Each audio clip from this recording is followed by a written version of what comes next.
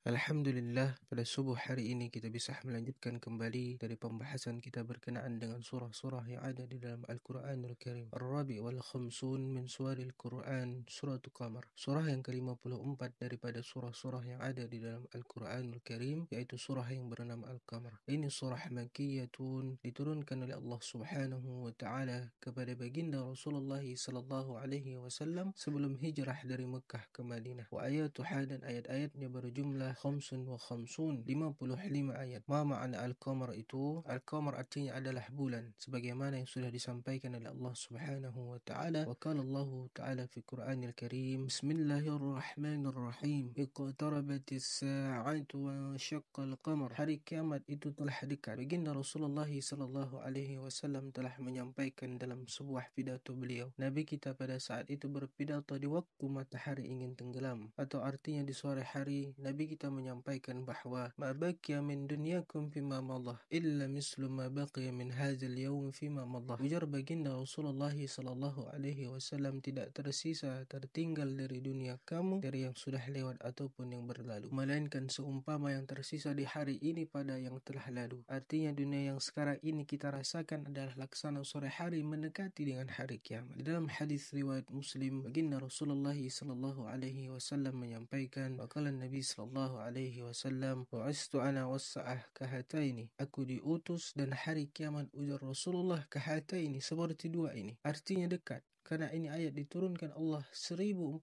tahun yang lalu. Baginda Rasulullah sallallahu alaihi wasallam sudah menyampaikan bahawa kiamat itu adalah dekat. Artinya pada sekarang ini, pada masa ini, pada zaman ini, kiamat akan semakin dekat. Wa qala Allah Ta'ala fi Qur'anil Karim, wa iyyaraw ayatu yu'ridu wa yaqulu syihrun mustamir. Dan telah terbelah bulan. Mereka itu orang-orang kafir Quraisy, apabila melihat ayat Allah, melihat mukjizatnya Nabi, mereka berpaling dan mereka berkata itu merupakan sihir yang sangat kuat. Iztalu qala Ibnu Abbas, ijtama'al 'alal musyrikun ila Rasulillah sallallahu alaihi wasallam. Ibnu Abbas menceritakan bahawa orang-orang musyrik mendatangi baginda Rasulullah sallallahu alaihi wasallam. Mereka mengata, hai Muhammad, jika benar engkau seorang utusan Allah, maka belahkan bagi kami itu bulan menjadi dua bahagian. Sebelah bulan itu berada di atas gunung Abi Qubais dan sebelahnya lagi berada di atas Wadi Ka'ab. Ini orang-orang Quraisy menentang baginda Rasulullah sallallahu alaihi wasallam. Maka Nabi kita baginda Rasulullah sallallahu alaihi wasallam menyampaikan, in fa'altu tu'minun, jika aku perbuat apakah kalian mahu beriman? Qalu na'am, iya kami mahu beriman, ujar mereka. Dan malam itu tepat berbetulan dengan malam purnama. Baginda Rasulullah sallallahu alaihi wasallam meminta kepada Allah agar diberikan apa yang mereka minta. Maka doa baginda Rasulullah sallallahu alaihi wasallam dikabulkan oleh Allah. Maka bulan pun terbelah menjadi dua. Satu bahagian berada di atas gunung Abi Qubais dan satunya lagi berada di atas gunung Wadi Ka'ab. Waqala Rasulullah sallallahu alaihi wasallam yunadil musyrikin, ya fulan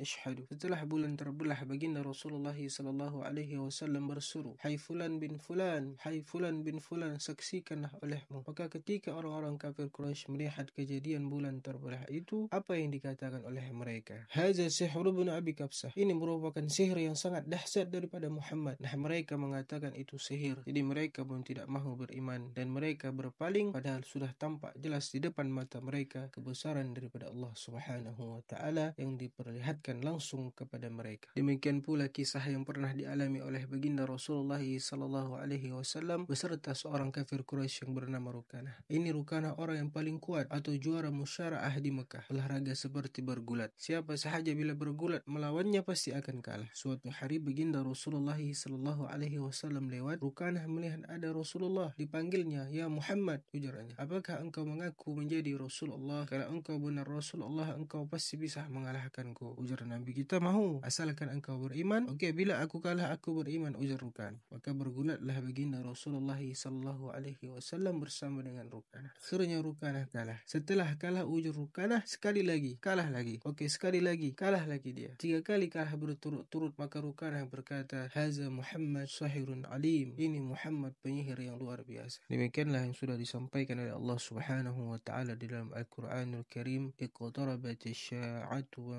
syaqqal qamar wa iyyaraw ayatu yu'ridu wa yaqulu syihrun mustamir. Wa qala Allah taala fi Qur'anil Karim, innal mujrimina fi dhalalin wa syu'ur. Sesungguhnya orang-orang durjana itu berada dalam kesesatan dan kebingungan dan akan berada dalam api neraka yang menyala-nyala. Yauma yusjabuna fin nari ala wujuhihim zuqu massa saqar. Mereka ditelungkupkan di api neraka yang menyala atas wajah mereka dan dikatakan bagi mereka, rasakanlah azab neraka ini. Inna kulla syai'in khalaqnahu biqadar. Sesungguhnya tiap-tiap sesuatu sudah kami ciptakan, sesuatu itu sesuai dengan takdirnya. Allah Subhanahu wa taala menciptakan sesuatu itu dengan takdir. Tidak ada sesuatu di dalam dunia ini, di alam manapun, satu kejadian manapun besar atau kecil, semuanya itu melainkan sudah ditakdirkan oleh Allah Subhanahu wa taala. Jadi ayat ini turun kepada baginda Rasulullah sallallahu alaihi wasallam di waktu orang-orang kafir Quraisy mendebat baginda Rasulullah sallallahu alaihi wasallam tentang qadar, tentang takdir Allah Subhanahu wa taala. Ibnu Majah mengeluarkan hadis, "Walamma qila ya Muhammad yaktubu alaina junub fa yu'azzabuna bih." Wahai Muhammad, bagaimana Allah menakdirkan dosa atas kami tapi Allah juga menyiksa kami? Mana mungkin yang demikian itu? Allah yang menakdirkan kami yang berbuat maksiat, Allah yang mengizinkan yang demikian, Allah juga yang menyiksa. Maka baginda Rasulullah sallallahu alaihi wasallam menyampaikan, antum khusama Allah yaumal qiyamah. Kamu ini nanti akan menjadi musuh-musuh Allah pada hari kiamat. Maka Nabi sallallahu alaihi wasallam, "Idza kana yaumal qiyamah nada munadin 'ala liyakum husama Allah wa humul qadariyah." Apabila hari kiamat nanti Allah berseru memerintahkan kepada malaikat, hendaklah bangun kalian musuh-musuh Allah. Nah, siapakah mereka itu? Al-Qadariyah, golongan Qadariyah. Ibnu Hajar mengatakan bahawa summiyatil Qadariyah sama Allah bi'annahum yuqasimunahu fi annahu la yajuz ayuqaddir Allah al-maqsiyata 'ala al-'abdi thumma yu'azzibah. Disebut Qadariyah itu musuh Allah kerana mereka itu mendebat akan Allah. Mereka mengatakan bahawa tidak boleh Allah menakdirkan satu maksiat kemudian Allah yang menyiksanya. Tidak boleh yang demikian itu. Jadi maksiat yang dilakukan seorang hamba itu semata-mata kemampuan dan kekuatan yang ada pada diri hamba, bukan takdir daripada Allah Subhanahu wa taala. Nah, ini pendapat golongan Qadariyah yang disebut sebagai musuh-musuh daripada Allah Subhanahu wa taala. Jadi kalau seseorang itu berbuat salah, berbuat dosa dan maksiat itu kekuatan daripada dirinya, bukan daripada Allah Subhanahu wa taala, ujar mereka. Sedangkan kita golongan ahli sunnah wal jamaah mengatakan bahawa fala yahzuzu fil alam illa huwa sadirun an ilmihi wa qadratihi wa iradatihi. Tidak ada yang terjadi di alam semesta ini melainkan semua itu terbit daripada ilmu, qadrat, iradat Allah Subhanahu wa taala, baik itu daripada perkara yang baik maupun yang tidak baik. Wa antu'mina bil qadar ghairihi wa syarrihi. Kamu beriman dengan takdir baik maupun yang kurang baik minallah, daripada Allah Subhanahu wa taala. Tidak ada yang terjadi di alam ini melainkan semua itu sudah ditetapkan oleh Allah Subhanahu wa taala. Faqala Nabi sallallahu alaihi wasallam, ma min nafsin manfath illa wa qad kataballahu